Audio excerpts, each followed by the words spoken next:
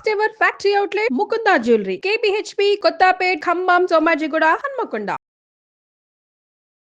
మరి ఈ కొత్త సంవత్సరం 2025 మేషరాశి మొదట వాళ్ళకి ఎట్లుండబోతుంది? వాళ్ళల్లో ఉన్న ఎవరైతే నాయకులున్నారో వాళ్ళ పరిస్థితులేంటి? సినిమా వాళ్ళ పరిస్థితులేంటి? సామాన్య జనాలు రకరకాల ప్రొఫెషన్‌లో ఉంటారు. వాళ్ళ పరిస్థితులేంటి? పిల్లల పరిస్థితి ఏంటి? అసలు లోకం ఏ విధంగా మారబోతుంది? దేశం ఏ విధంగా ఉండబోతుంది? రాష్ట్రం ఏ విధంగా ఉండబోతుంది? ఈ విషయాలన్నిటిని మనం తెలుసుకుందాం. గురువుగారు చెప్పడానికి తయారుగా ఉన్నారు. గురుగారు నమస్తే. జై వీరబ్రహ్మజీ. నమస్కారం తల్లి. గురుగారు అయితే మొదట మేషరాశి చెప్పుకోవడానికన్నా ముందు నాకొక డౌట్ ఏంటంటే, మనకి ఉగాది నుంచి కొత్త సంవత్సరం. అవును. మన తెలుగు వారందరికీ కూడా ఉగాది నుంచి కొత్త సంవత్సరం. అయినప్పటికీ ఇప్పుడు ఎట్లాగో మన దగ్గర ఈ సెలబ్రేషన్స్ ఇవన్నీ కూడా మనం పాటించేది కూడా రెగ్యులర్‌గా మనము జీవితంలో పాటించేది కూడా ఇంగ్లీష్ క్యాలెండరే, ఇంగ్లీషే అవును. కాబట్టి ఇక్కడి నుంచి మనం చెప్పడం మొదలు పెడుతూ ఉన్నాం. యెస్. కానీ నిజంగా మన శాస్త్రం ఇక్కడి నుంచి కూడా చెప్పగలుగుతదా? అంటే జనవరి 1 నుంచి కూడా new year, English new year నుంచి కూడా? దేశ కాలమాన పరిస్థితులను బట్టి మనం క్రోధినామ సంవత్సరంలో మనం ఉన్నట్టుగా మనకు తెలుసు. హ్మ్. మళ్ళీ ఉగాది పర్వదినం వస్తే విశ్వావసునామ సంవత్సరం వస్తుంది. ఓకే. ఇది మన ఋతువులను బట్టి చాలామంది అంటూ ఉంటారు, ఆంగ్ల ప్రమాణాన్ని మీరు తీసుకోకండి, హ్మ్. జనవరి 1న జరుపుకోకండి, హ్మ్. కేవలం ఉగాది మాత్రమే మనకి ఆరంభం, ఉగాది అయ్యింది. అవును. ఒక శాలివాహక శకం కూడా మొదలైంది. హ్మ్. అప్పటి నుంచే కాబట్టి ఉగాదిని మనం ప్రామాణికంగా తీసుకుంటాం. హ్మ్. మనందరికీ తెలియని అంశం ఇందులో ఒకటి నిబిడీకృతం. హ్మ్. నేను ఆంగ్లమానానికి సంబంధించిన కాంట్రవర్షియల్ జోలికి నేను వెళ్ళాను. హ్మ్. సనాతన ధర్మంలో నేను అందరూ మీరు ఏది పాటించండి అంటే ఉగాదిని పాటించమని చెప్తాను. కానీ ప్రతి మాసంలో కూడా ఒక సంక్రాంతి పర్వదినం వస్తుంది. అవును. దాన్ని సంక్రమణం అంటాం. అవును. రవి అనేటువంటి గ్రహం ఒక్కొక్క మాసానికి రమారమి 28.3 రోజులకి హ్మ్. ఒక రాశిలో నుండి వేరే రాశిలోకి వెళ్ళటాన్ని సంక్రమణం అని మనం చెప్తాం. హ్మ్. ప్రస్తుతానికి ఈ కార్తీక మాసం తర్వాత అటు ఇటుగా కార్తీక మాసానికి ధనుసు రాశిలోకి వచ్చాడు. హ్మ్. ధనుసు రాశిలో నుండి రవి అంటే తులలోకి వచ్చాడు కార్తీక మాసంలో.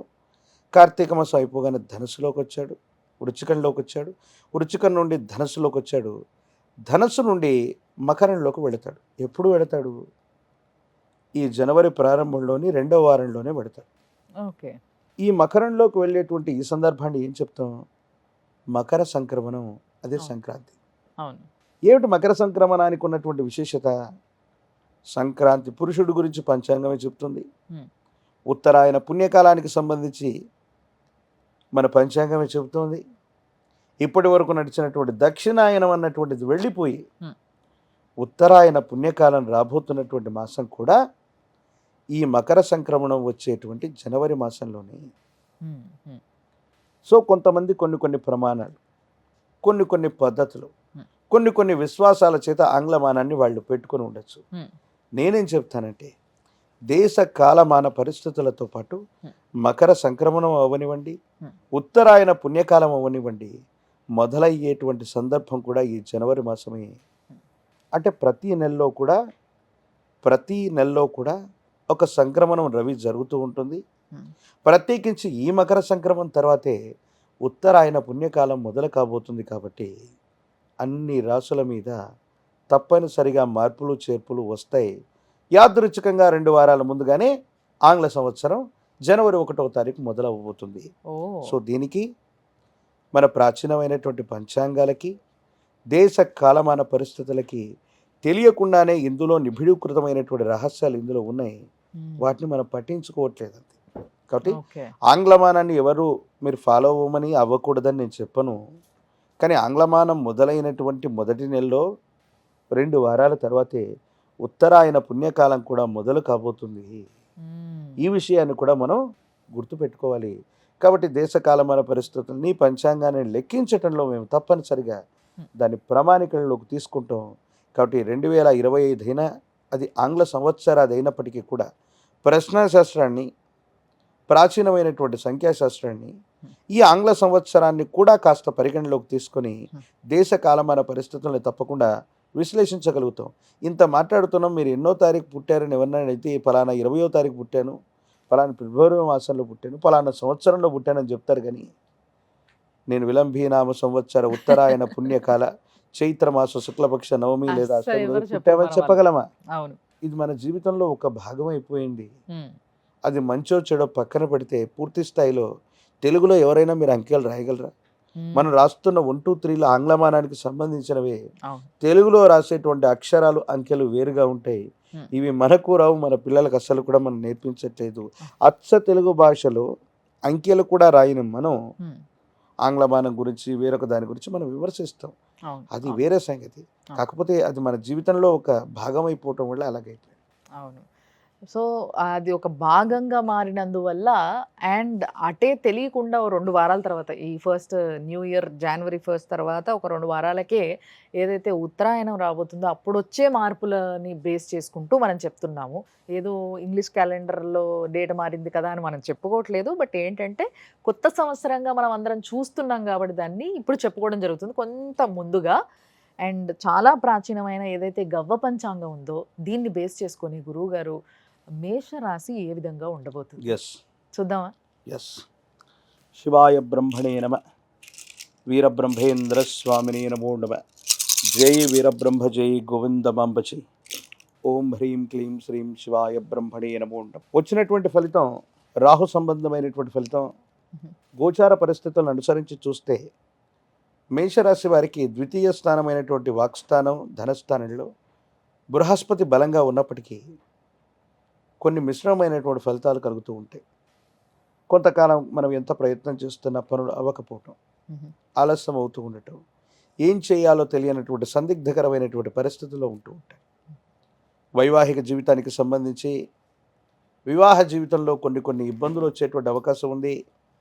జీవిత భాగస్వామిని అర్థం చేసుకోలేకపోవటం, వైవాహిక జీవితంలో భార్య లేక భర్త మీ యొక్క అభిప్రాయాల్ని గౌరవించట్లేదనో లేదా మూడవ వ్యక్తి వల్ల సంసార జీవితానికి సంబంధించినటువంటి విషయంలో అపోహలు, అపార్థాలు, అపనిందలు వచ్చేటువంటి అవకాశం. ప్రత్యేకించి ఆర్థికపరమైనటువంటి స్థితిగతుల్లో మే మాసం దాటినటువంటి తర్వాత ఆర్థికంగా అనుకూలవంతంగా ఉంది. ఉన్నతమైనటువంటి ఉద్యోగం, వ్యాపార సంబంధమైనటువంటి పరిస్థితుల్లో ఉన్నటువంటి వాళ్ళకి చాలా అనుకూలవంతమైనటువంటి ఫలితాలు రాబోతూ ఉన్నాయి. భవిష్యత్ అంతా కూడా చాలా సానుకూలవంతంగా ఉండేటువంటి అవకాశం ఉంది. మీ యొక్క ఖ్యాతి కూడా తప్పకుండా పెరిగేటువంటి అవకాశం ఉంది. సంతానపరమైనటువంటి అంశాల పట్ల జాగ్రత్త అవసరం. మీ గర్భవాసాన జనించిన సంతతి, వాళ్ళకు సంబంధించినటువంటి విద్య, క్రమశిక్షణ, వీటి గురించి ఎక్కువగా మీరు ఆలోచించాల్సినటువంటి అవసరం ఉంటుంది. ఎంతసేపు మీరు చేస్తున్న వృత్తి, ఉద్యోగం, వ్యాపార సంబంధమైనటువంటి జీవితంలో ఎక్కువగా గడిపేయటం వల్ల, కుటుంబ సభ్యులకు సరైనటువంటి సమయం ఇవ్వకపోవటం వల్ల, కుటుంబపరమైనటువంటి అంశాలు, సంతానపరమైనటువంటి స్థితిగతుల్లో కొన్ని చిన్న ఇబ్బందులు, సమస్యలు, ప్రతిబంధకాలు వచ్చేటువంటి అవకాశం ఉంది. ప్రత్యేకించి ఆరోగ్యపరమైనటువంటి అంశాల పట్ల తస్మాత్ జాగ్రత్తగా ఉండటం చెప్పదగినటువంటి సూచన. ఎక్కువ సమయం ప్రయాణించటం, వృత్తి ఉద్యోగం కోసం ఎక్కువగా శ్రమ చేయటం వల్ల శరీరం అలసిపోవటం, దీర్ఘకాలికంగా ఉన్నటువంటి ఆరోగ్య సమస్యలు మిమ్మల్ని ఇబ్బంది పెట్టేటువంటి అవకాశం ఉంది. కానీ అంతర్జాతీయ సంబంధమైన వ్యాపారాలు ఉన్నవాళ్ళు, విదేశీ మూలకమైనటువంటి ధనాన్ని సంపాదించగలిగిన ఉన్నత ఉద్యోగులు మాత్రం చాలా అద్భుతమైన జీవితాన్ని గడపబోతున్నారు. పదోన్నతి లభిస్తుంది. మీరు చేసేటువంటి ప్రయత్నాలు సానుకూలవంతమవుతాయి. దేశ కాలమాన పరిస్థితులతో సంబంధం లేకుండా విదేశీ విద్య కోసం వెళుతున్న వాళ్ళు, విదేశీ వ్యాపారం లేదా ఉద్యోగం కోసం ప్రయత్నం చేస్తున్న వాళ్ళకి చాలా అనుకూలవంతమైనటువంటి కాలంగా చెప్పచ్చు. ఆర్థికంగా ఒడిదుడుకులన్నీ కూడా సమసిపోయి ఏ ఒక్క వ్యక్తికి రుణగ్రస్తుడిగా ఉండకూడని జీవన విధానం కావాలని కోరుకుంటున్న మీకు అన్నీ కూడా అనుకూలవంతమవుతాయి, యుగదాయకమవుతాయి. మీ జీవితంలో ఒక ఉన్నతమైనటువంటి స్థాయికి వెళ్ళేటువంటి అవకాశం ఉంది.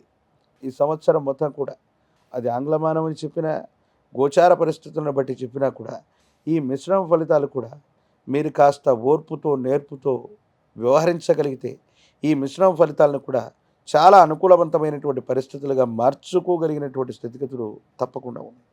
కానీ అనుకూలవంతమైన స్థితిగతులను అనుసరించి, ఎందుకంటే వచ్చినటువంటి ఫలితం రాహు సంబంధమైన ఫలితం.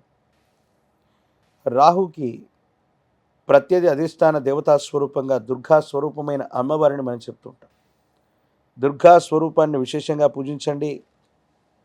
దుర్గా సప్తశ్లోకి చండీ పారాయణ చేయటం, దుర్గా అమ్మవారి యొక్క విశేషవంతమైన ఆలయ ప్రాంగణానికి వెళ్ళి శ్రీచక్ర మేరకు కనుక కుంకుమార్చన చేసి వచ్చిన ఈ 2025వ సంవత్సరం అత్యంత అద్భుతమైన ఫలితాలు వస్తాయి. ఆర్థికంగా చాలా ఉన్నతమైనటువంటి స్థితిగతులకు వెళ్ళగలుగుతారు. పాత బకాయిలన్నీ కూడా తీర్చగలుగుతారు. గతించిన 1-2 సంవత్సరాలుగా గురుబలం కనబడుతూ ఉన్న జీవితం స్తంభించిపోయినటువంటి పరిస్థితుల నుండి మళ్ళీ మీ జీవితంలో ఎదుగుదల మొదలవుతుంది. అత్యున్నతమైనటువంటి శిఖరాల్ని తప్పకుండా మీరు అధిరోహించేటువంటి అవకాశం ఉంది. దుర్గా స్వరూపాలను విశేషంగా పూజించడం చెప్పదగినటువంటి సూచన.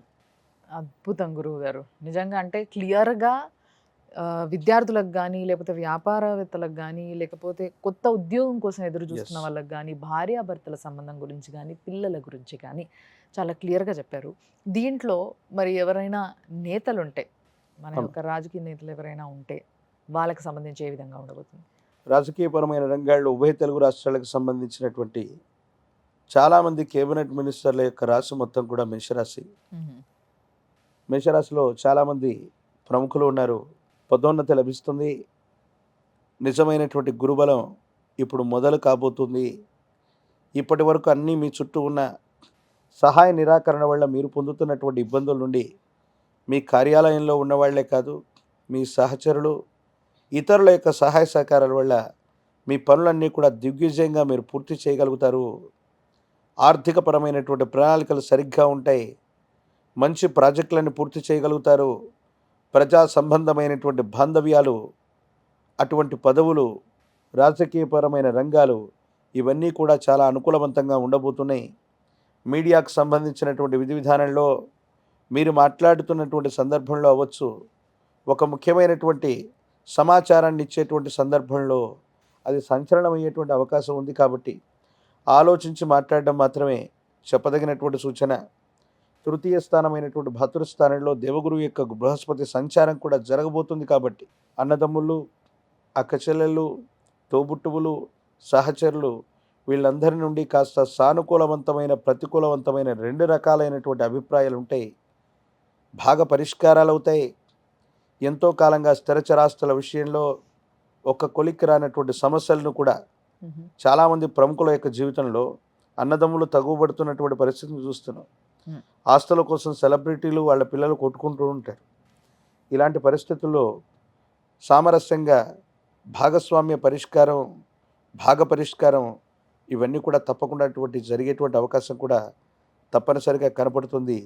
ఏది ఏమైనప్పటికీ దుర్గా స్వరూపమైనటువంటి అమ్మవారిని, చండీ స్వరూపాలని ఎంత పూజిస్తే అంత యుగదాయకమైన ఫలితం తప్పకుండా లభిస్తుంది. ధన్యవాదాలు గురువుగారు. జై వీరబ్రహ్మ, జై గోవిందమాంబ.